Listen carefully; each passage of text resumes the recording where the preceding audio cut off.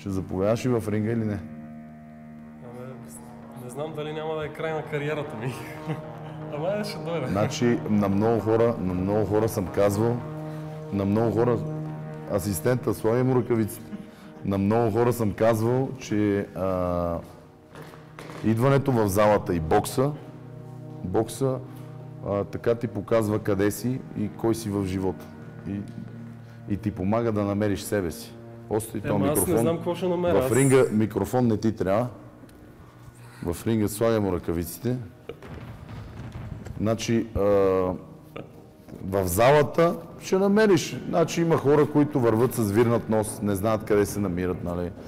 Мисля си, че всичко, което фърчи, се яде, но нещата не винаги са такива, каквито са по филмите. Да. Ама не знам дали няма да има тежки телесни повреди сега. Дайте.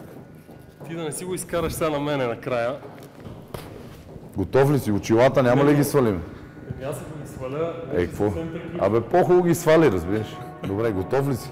Абе, не много. Айде. Колкото толкова, така е. Влезеш и в кошарата, колкото си готов толкова.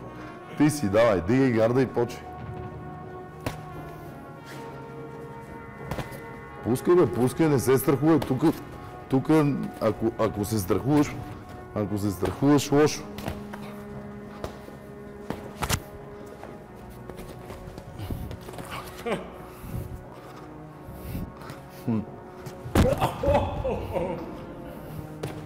Мисля, че приключи. Айде, бе!